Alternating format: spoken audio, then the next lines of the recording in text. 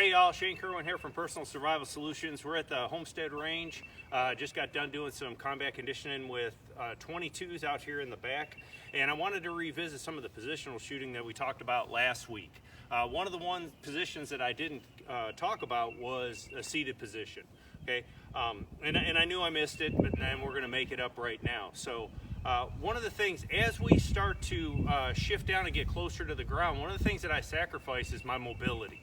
Okay, to quote Pat McNamara, mobility equals survivability. So as I get into these different positions, I want to try and sacrifice the least amount of mobility as possible, because in a dynamic situation I might be moving. Okay. One of the other things is, as I go to get into these kneeling and seated positions, what you'll see with my shoulder and arm is I'm going to start corkscrewing in, and that's going to really lock the stock of the gun into my shoulder, give me a good, solid, stable, durable position. So there's a variety of different ways that we can do a seated position. I'm going to show you all the way that I do it because it sacrifices the least amount of mobility possible, and it gives me the ability to get up and be able to move dynamically if I need to. Okay. So I got an unloaded gun here with a magazine in. It's been checked by my comrades here, and I'm just going to face out this way. When I go to get down in that seated position, I want to get the gun in a position of strength. If I got to loosen up on my sling, that's fine. And what I do is I cross my legs and I just sit down on my hind end. Okay, using my support hand to catch myself. Then I like to have my feet out. Okay, I can tighten that sling down to get stability. Okay.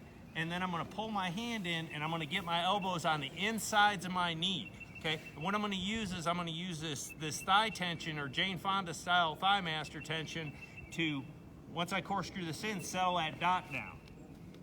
I pull that hand back, providing that platform like we talked about last week, and now I have a very solid, stable, durable position that I can get my shots on target. As I get down into this position, or I get down in the prone position, I'm going to do this when I'm significantly farther back, so that space equates to time for me.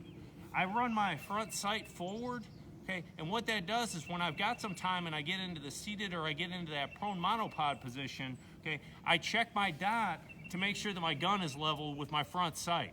I'm not lollipopping it, but I'm just making sure that that dot is above the front sight and that I got the gun straight up and down. Okay, because that's going to affect our shot, especially as we talk about farther distances.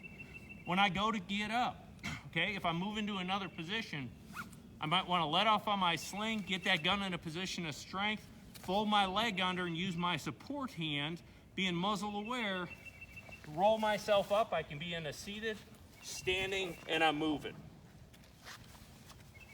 All right, so there's one more position, and I'm going to cover it in another video, which is a squatting position, which is good for either using around low cover, or maybe I just want to do a positional shift to reduce my silhouette.